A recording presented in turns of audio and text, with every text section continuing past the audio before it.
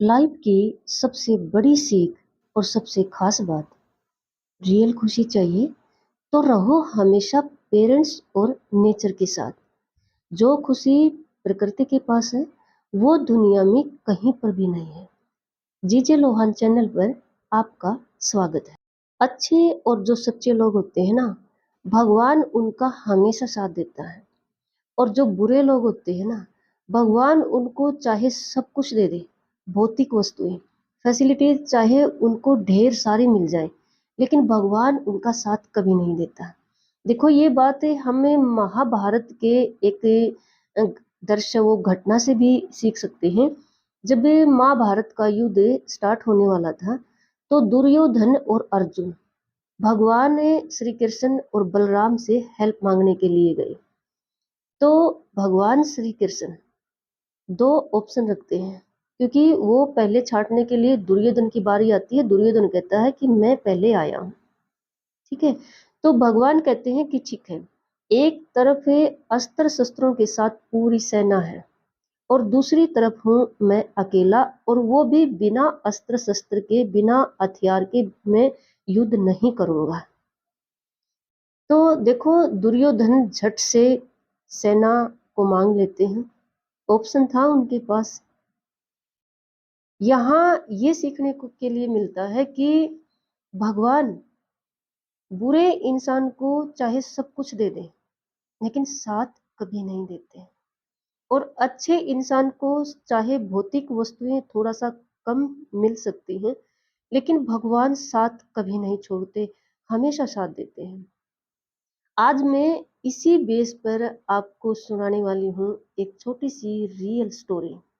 एक बार एक व्यक्ति जॉब की तलाश में पहले तो दर दर भटकता था, और जैसे तैसे मेहनत करके उसको एक छोटी सी जॉब मिल जाती है, और उसकी ड्यूटी लगती है एक वीरान क्षेत्र में। लेकिन उसने करनी थी, क्योंकि उसको बड़ी मुश्किल से जॉब मिली थी। वह वहां पर जाता है। वहां पर उसको कोई साधन भी नहीं मिलता है, बिल्कुल वीरान सा क्षेत्र था, एरिया था, जहां पर उसको उसकी जॉब लगी थी। लेकिन उसने बड़ी मेहनत से और बड़ी मुश्किल से वो जॉब मिली थी, सो उसने करनी थी। तो वहां पर वो वेट करता रहता। कभी टाइम हो जाता तो उसको वेट भी साइड में करना पड़ता और पैदल ही जाना पड़ता। वह साधन ही नहीं मिलता था। और अगर कभी कोई बाइक वाला छोटे साधन वहां पर आते, तो वो उसको मतलब बैठाते भी नहीं थे, कुछ भी नहीं देते थे भी, चलो वहां तक ले लेते हैं। वहां का माहौल कुछ इस तरह का था। वह व्यक्ति काफी परेशान था, लेकिन था सच्चा और ईमानदार। हमेशा ही भगवान से शिकायत करता था कि हे प्रभु, लाइफ में कभी किसी का बुरा नहीं किया, अगर हो सका तो मैंने हेल्प किया है। लेकिन पता नहीं क्यों इतनी मेहनत के बाद ये जॉब जो मिली है, ये भी ऐसी मिली, इतनी मेहनत वाली मिली। और देखो ना, जगह भी आपने ऐसी दिलाई कि जहां पर आने जाने में ही मुझे इतनी दिक्कत हो रही है। सच में, आप पता नहीं कहाँ हो, न्याय तो है ही नहीं धरती पर। उसके माइंड में ऐसे ऐसे विचार आते थे। और वो जिस जिस दिन भी डेली वो लेट होता, उस दिन भगवान को कोसता ही रहता, शिकायतें ही करता रहता कि सच में प्रभु, आप न्याय नहीं करते अच्छे के साथ।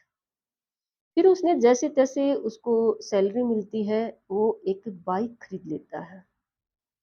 लेकिन कहते हैं ना कि जो सच्चा और ईमानदार इंसान होता है ना, और उसके साथ उसने अपनी लाइफ में अगर कुछ ऐसे पॉइंट्स देखे होते हैं, ऐसी घटनाएं देखी होते हैं, ऐसे दिन देखे होते हैं जिसमें उसको तकलीफ होती है, तो वो जब दूसरों का टाइम आता है या दूसरों में देखते हैं, तो वो हेल्प करने में एक कदम आगे होते हैं, कभी पीछे नहीं हटते। जो सच्चे और अच्छे इंसान होते हैं, ठीक है। तो वह व्यक्ति भी, उसके मन में हमेशा यही रहता था कि कितनी दिक्कत है यहाँ, बिना अपने व्हीकल, बिना अपने साधन से यहाँ आने जाने में, इस एरिया में, क्योंकि वहां पर साधन की बहुत ज्यादा कमी थी। वो जब भी अपनी ड्यूटी पर जाता, वापिस आता, अगर रास्ते में कोई भी उसको लिफ्ट मांगता जाने के लिए, तो वो दे देता था। कभी उसने मना नहीं किया। कभी भी। वो हमेशा ही दूसरों की हेल्प करता था। अगर कोई भी खड़ा होता, बड़ा, छोटा, बच्चा, सबको वो अपनी बाइक रोकता, उस पे बैठा के और वहाँ पहुँचा देता जहाँ उसको जाना होता।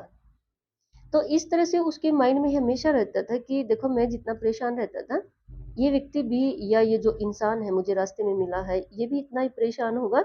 और जब मैं किसी को रोकता था बाइक वाले को और कोई मुझे बैठाता नहीं था, मेरी हेल्प नहीं करता था, मुझे कितना बुरा फील होता था। और बुरा फील होता था जो होता था, मुझे ज़रूरत कितनी थी टाइम पर पहुंचने की, लेकिन कभी मेरी हेल्प नहीं की। जो विचार मेरे बनते थे, हो सकता है इनको भी इतनी ही हेल्प की ज़रूरत हो, हमेशा माइंड में रखता था और हेल्प करता था। एक दिन क्या होता है, एक चोर वेट में खड़ा होता है और वो उसको रोकने के लिए बोलता है बाइक, वो रोक देता है। उसको तो हेल्प करने का जो भूत सिर पे चढ़ा हुआ था।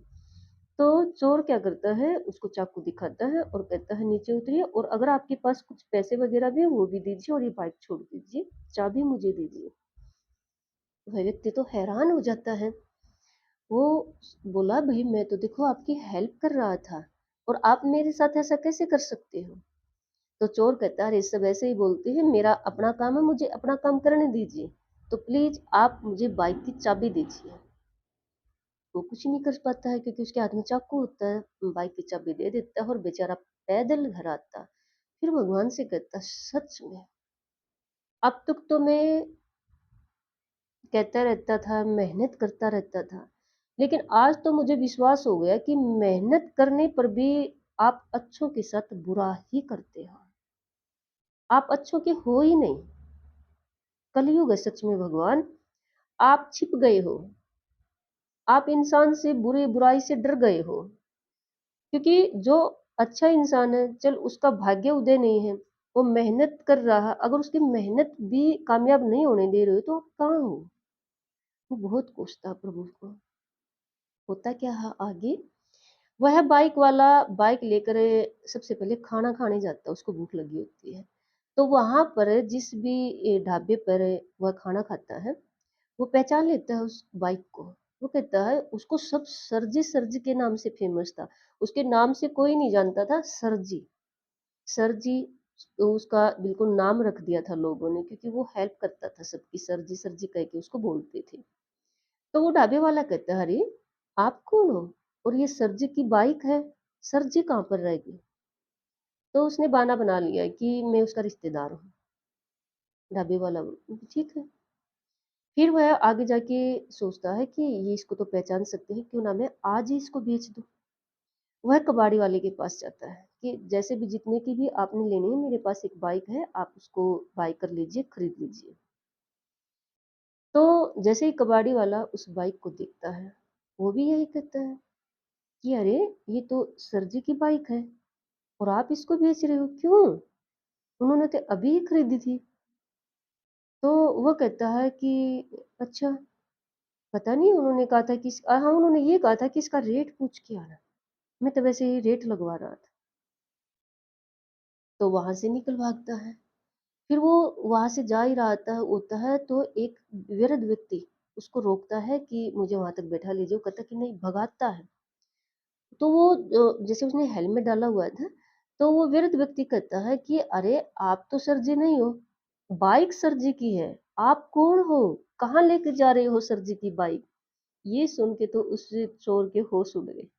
उसने सोचा मैं नहीं बच सकता है, सच में ये बाइक जहां भी जाएगी मुझे फंसा कर ही रहेगी। इसलिए वो एक ही पेपर पर यानी लेटर लिखता है और लिखता है कि सर जी नमस्ते, मैंने आपकी बाइक चोरी की इसके लिए सॉरी, और मैंने आपको डराया धमकाया उसके लिए सॉरी, और आपकी ये बाइक क्या है, कमाल है सर जी। मुझे नहीं पता आपका नाम क्या है, लेकिन सबके लिए आप सर जी हो, तो मेरे लिए भी सर जी ही हो। ठीक है, सर जी मुझे माफ कर देना, क्योंकि आप तो एक बिल्कुल देवता की तरह हो यहाँ पर। और ऐसा लिख कर वह उस बाइक पे रखता है उस पेपर को, और बाइक उस सर जी के मकान के आगे छोड़ देता है। सुबह जब वह व्यक्ति उठता है, देखता है बाइक के वहां पे गेट के पास है, सोचता है कि क्या, नीचे आता है, उस पे एक लेटर लगा होता है, वो खोलता है, पढ़ता है, हैरान हो जाता है। हैरान हो जाता है और रियलाइज़ होता है और कहता है सच में प्रभु आप अच्छे और सच्चे इंसान का कभी साथ नहीं छोड़ सकते। ये रियलिटी है। आप उनको चाहे फैसिलिटीज़ भौतिक वस्तुएँ कम दो इस दुनिया की जो ऐश-आराम की चीज़ें हैं शायद कम मिल सकती हैं, लेकिन आप साथ नहीं छोड़ सकते। शायद कुछ पिछले कर्मों का हिसाब-किताब से कुछ और भी ट्रेजेडी हो सकती है, लेकिन आप साथ नहीं छोड़ोगे, हाथ नहीं छोड़ोगे, ये पक्का है।